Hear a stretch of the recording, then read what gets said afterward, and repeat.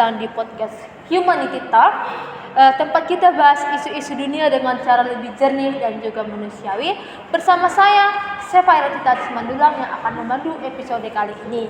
Nah, di episode kali ini kita bakal ngomongin satu konflik yang terus membara dan jadi duka kemanusiaan, itu konflik antara Israel dan juga Palestina. Tapi kita gak cuma bahas dari sisi politik atau sejarah, kita juga bakal kupas tuntas dari perspektif agama, dari hak asasi manusia, dan juga dari segi hukum internasional. Nah, di sini saya sebagai host juga ikut nih berdiskusi dalam pembahasan kali ini.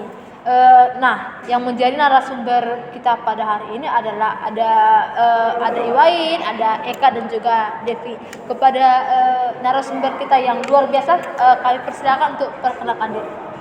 Terima kasih. Perkenalkan, nama saya Iwain Oktaviana Baban. Di sini saya akan membawakan materi dari segi Palestina versus Israel dari segi hukum internasional.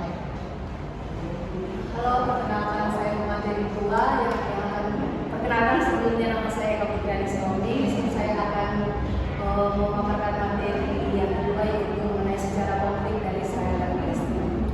Halo, perkenalkan nama saya Devi Marta. Nah, pada kesempatan ini saya akan membawakan materi mengenai peran Palestina dan Israel dari segi agama. Oke, baik, kita mulai saja nih ya. Yang pertama akan kita bahas dari segi sejarah dan wilayah dari Israel dan Palestina. Ini kepada Eka, kami persilakan. Baik, terima kasih kepada saudari Sefaira. Nah, di sini pertama saya akan melihat dari perspektif sejarah dan wilayah Israel dan Palestina. Yang dimana konflik ini biasanya sebenarnya dimulai sebelum Israel berdiri. Dulu wilayah ini disebut Palestina dan berada di bawah kekuasaan Kekaisaran Ottoman sampai tahun 1917. Setelah Perang Dunia Pertama, Inggris mengambil alih pada waktu itu.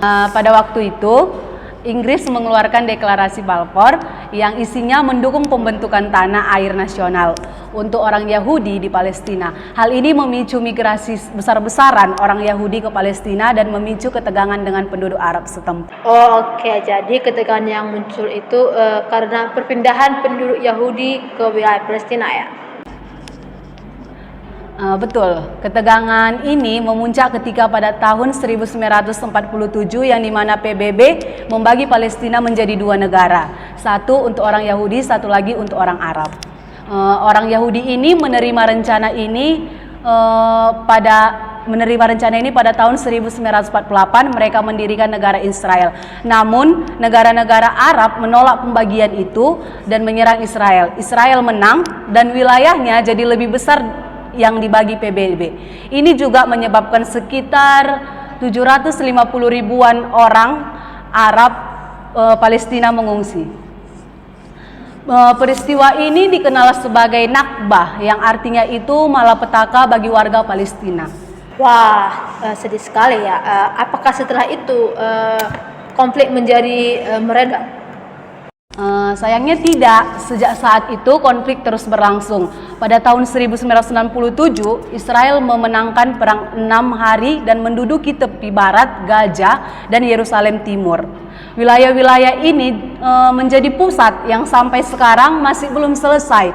Rakyat Palestina kemudian melakukan perlawanan yang dikenal sebagai intifada untuk melawan pendudukan Israel. Meskipun sempat ada upaya damai seperti perjanjian Oslo pada tahun 1993, kekerasan dan ketegangan tetap terjadi.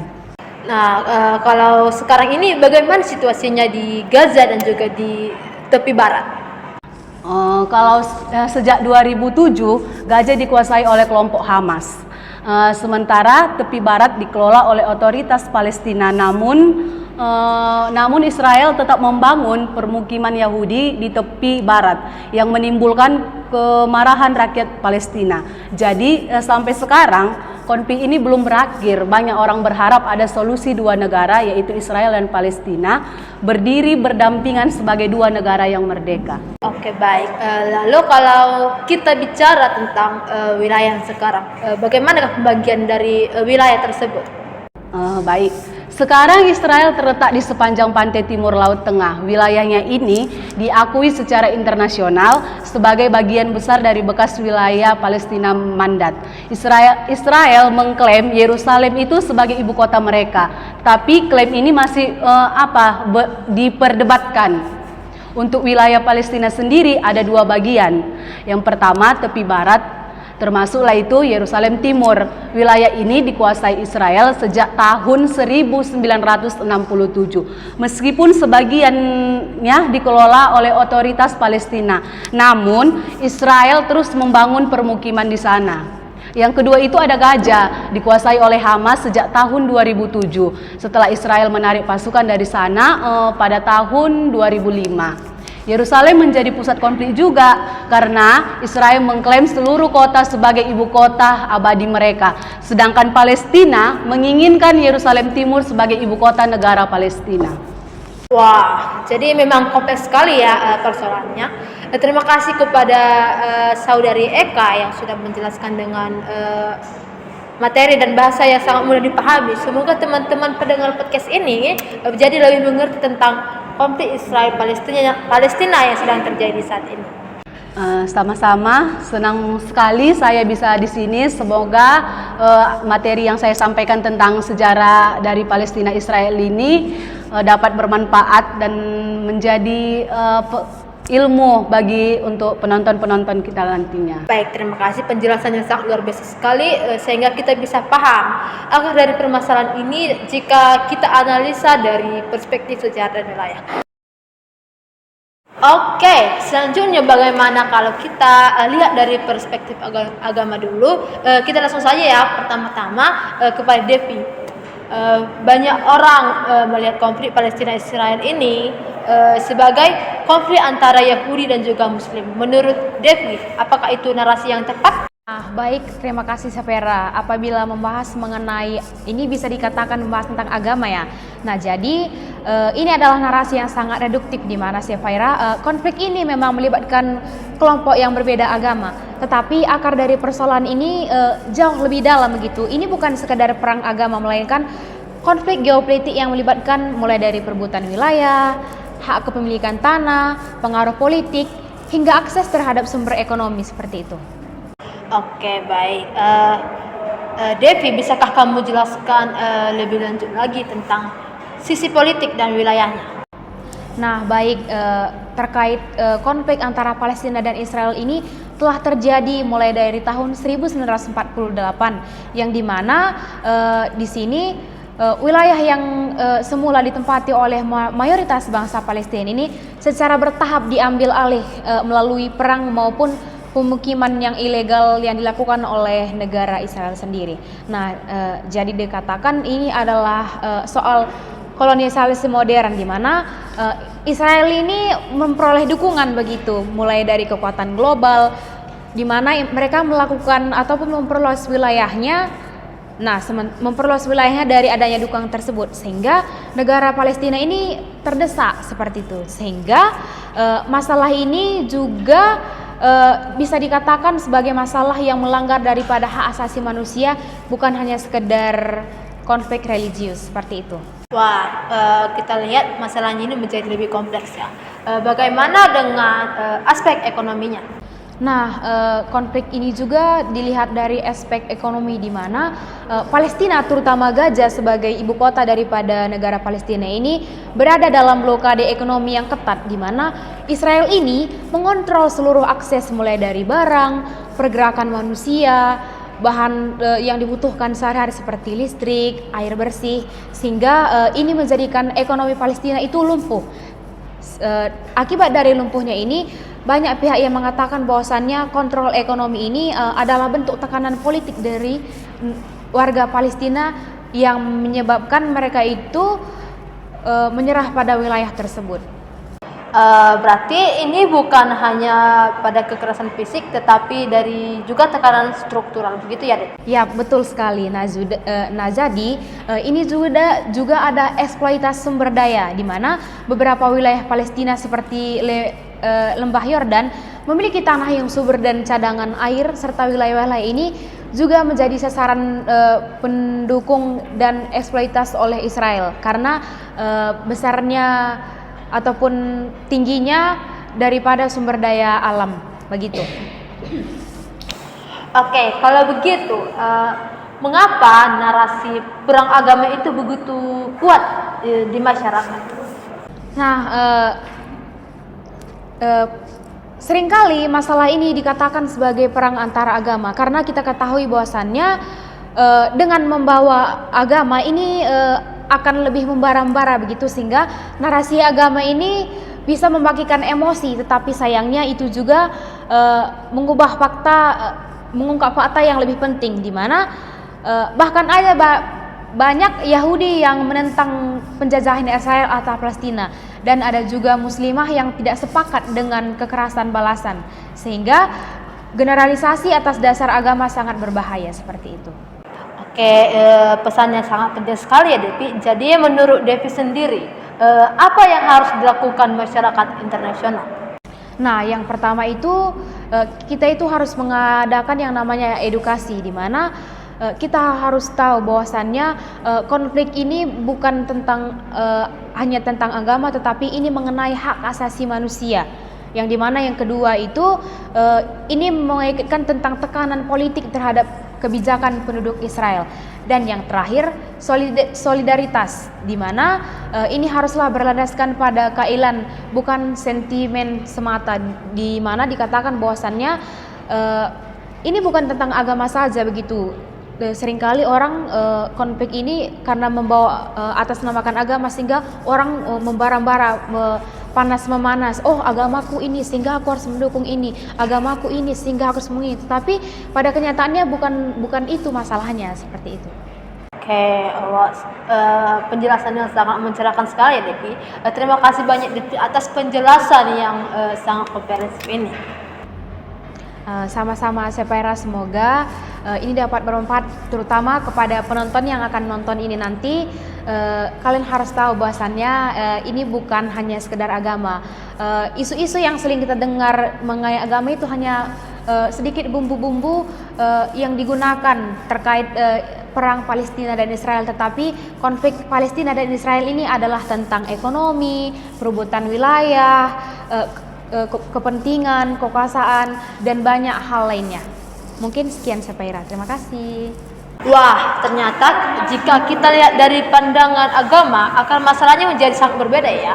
Namun karena penjelasan Eka dan juga penjelasan Devi sangat luar biasa sekali, di sini saya sebagai host dari podcast kita yang bertemakan humanity, saya ingin memberikan pendapat saya jika saya melihat dari perspektif humanity sesuai dengan topik podcast kita hari ini. Nah, pertama-tama penting untuk kita pahami bahwa konflik Israel Palestina ini bukan soal batas wilayah atau perang antar dua kelompok.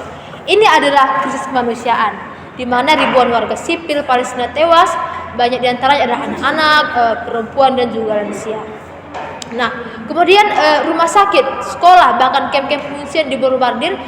Yang semua ini jelas melanggar prinsip dasar hak asasi manusia, seperti yang dikatakan langsung oleh Pak Onim dari salah satu podcast Deddy Corbuzier, di mana Pak Onim ini adalah salah satu warga Indonesia di Palestina yang di Gaza, yang menyaksikan langsung bagaimana pengeboman yang dilakukan oleh Israel di Palestina, di mana beliau juga mengatakan bahwa banyak korban jiwa yang dilihat langsung dengan mata, yang dimana korban dan juga korban-korban ini berjatuhan langsung di depan mata mereka.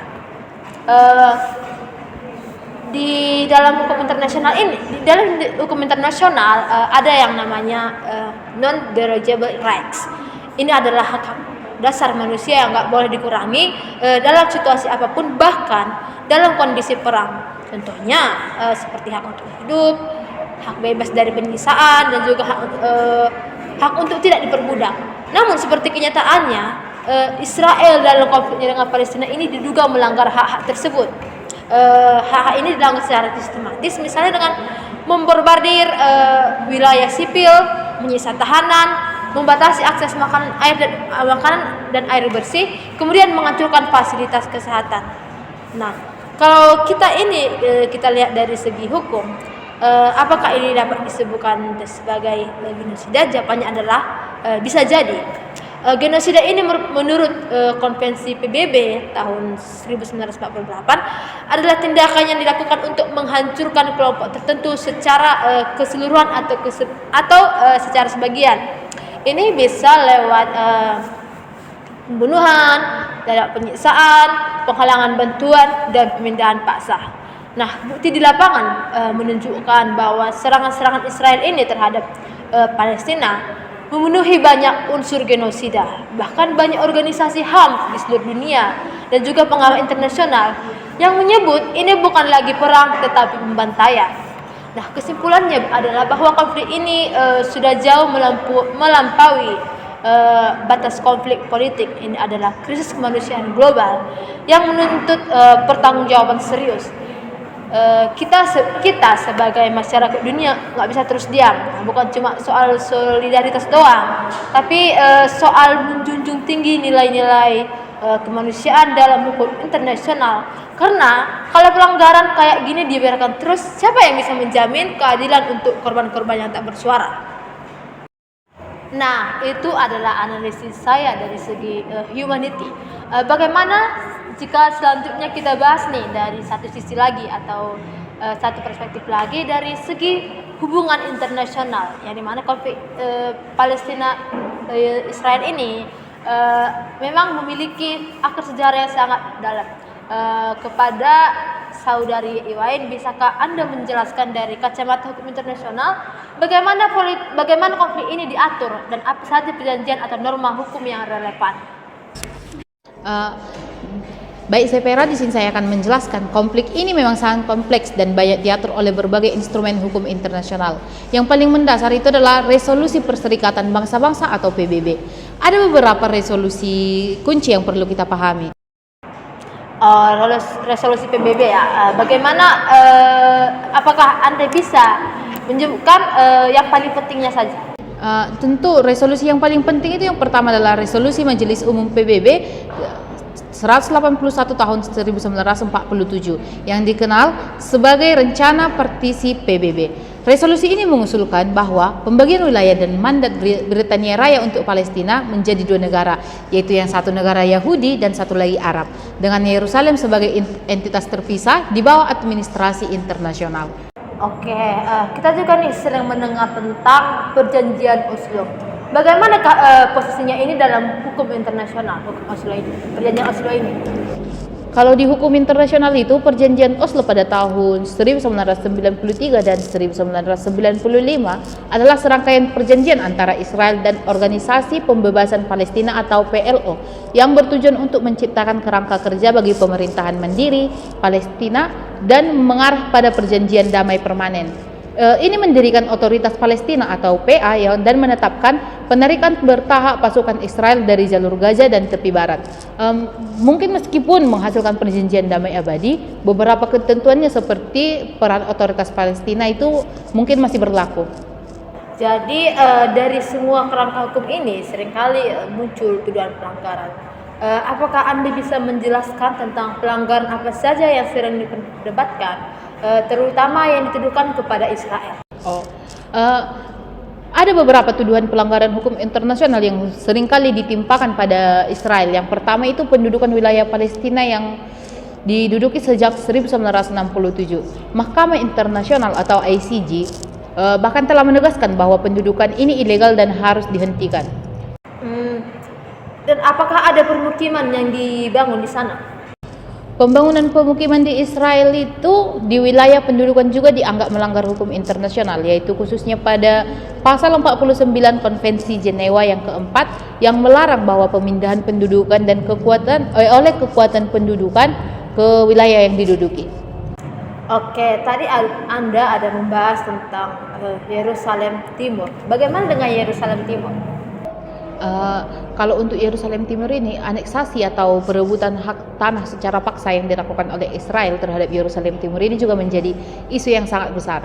Israel mengklaim bahwa seluruh Yerusalem sebagai ibu kotanya, tetapi ini tidak diakui oleh komunitas-komunitas internasional seperti resolusi PBB juga menegaskan hak rakyat Palestina atas Yerusalem Timur. Kemudian bagaimana dengan blokade di Gaza? Blokade jalur Gaza yang diberlakukan Israel sejak 2007 itu yang sangat membatasi pergerakan barang dan orang sering dikritik sebagai bentuk hukuman kolektif dan pelanggaran hukum humaniter internasional.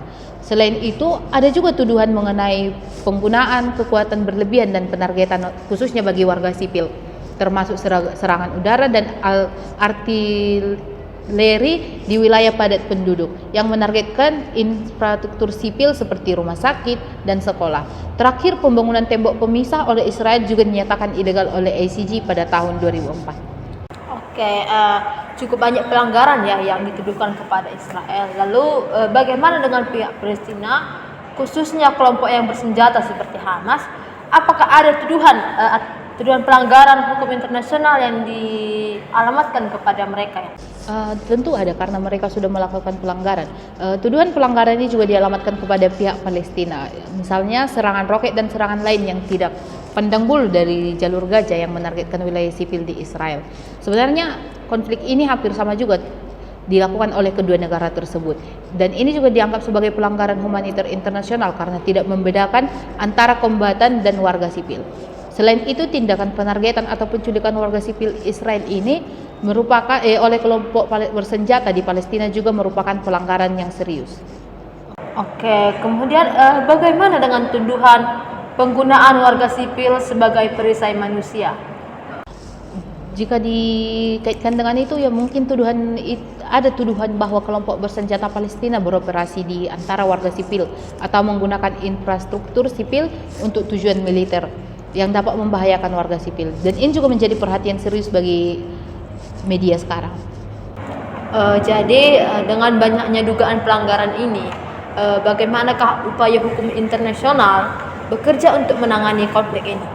Ada beberapa institusi hukum yang internasional yang juga berperan seperti Mahkamah Internasional atau ICJ yang saya sebutkan tadi telah mengeluarkan opini penasihat melalui legalitas tembok pemisah, dan baru-baru ini memutuskan bahwa pendudukan Israel di wilayah Palestina adalah ilegal.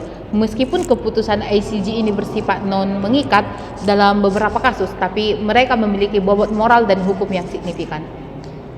Oke, tadi Anda ada juga Mas ICJ, kemudian saya ingin bertanya nih, apakah ICC juga terlibat? Ya, Mahkamah Pidana Internasional ini atau ICC ini juga sedang menyelidiki situasi di wilayah Palestina, termasuk dugaan kejahatan perang yang dilakukan oleh semua pihak. Selain itu, Dewan Hak Asasi Manusia atau PBB secara teratur memantau dan melaporkan pelanggaran HAM di wilayah Palestina. Wah, tampaknya konflik ini memang sangat kompleks ya, dengan dimensi hukum internasional yang sangat mendalam. Iwain, apakah kesimpulan yang bisa kita tarik dari perspektif hukum internasional ini? Kesimpulannya itu untuk para penontonnya biar lebih cepat untuk menangkap daripada masalah ini, yaitu konflik ini itu berpusat pada sengketa wilayah dan hak penentuan nasib sendiri. Dari kacamata hukum internasional, konflik ini banyak diatur oleh resolusi-resolusi PBB, terutama resolusi Majelis Umum PBB 181 tentang partisi serta resolusi Dewan Keamanan PBB 242 dan 338 yang menyerukan bahwa penarikan Israel dari wilayah pendudukan. Hukum humaniter internasional dan hukum hak asasi manusia internasional ini, khususnya Konvensi Jenewa keempat, menjadi landasan yang penting dalam menilai tindakan semua pihak dari wilayah pendudukan. Nah, dan kemudian pelanggaran hukum internasional ini juga menjadi bagian dari dinamika konflik ini. Apakah itu benar?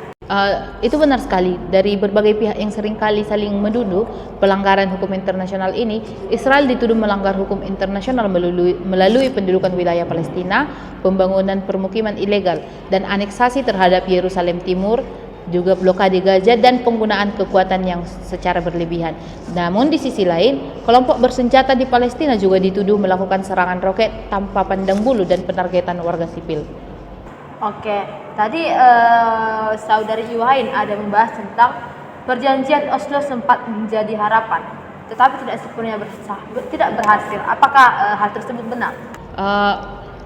Hal tersebut sangat tepat ya, karena perjanjian Oslo ini sempat menjadi harapan untuk solusi damai. Namun pelaksanaannya tidak berhasil sepenuhnya untuk mengakhiri konflik ini. Institusi hukum internasional seperti ICJ dan ICC terus memainkan peran meskipun keputusan mereka seringkali diabaikan atau bahkan ditolak oleh salah satu pihak yang bersengketa.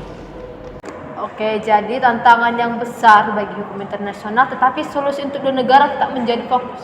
Secara keseluruhan ya, konflik ini terus menjadi tantangan besar bagi hukum internasional dengan seruan global yang kuat untuk solusi berdasarkan hukum internasional. Dan resolusi PBB juga yang menjadi mayoritas mengarah pada solusi dua negara sebagai jalan menuju perdamaian dan berkelanjutan. Oke, sebuah diskusi yang sangat mencerahkan ya Iwain. Terima kasih banyak atas waktu dan penjelasannya. Sama-sama Estefaira. Oke, itu dulu untuk episode kali ini. Terima kasih kepada narasumber yang sangat luar biasa yang sudah memberikan materi pada hari ini terkait konflik antara Israel dan Palestina. Terima kasih juga kepada yang sudah mendengarkan podcast ini. Jangan lupa share ke teman-teman kamu kalau menurut kamu ini penting untuk diketahui lebih banyak orang. Sampai ketemu di episode selanjutnya. Tetap kritis dan juga tetap manusiawi.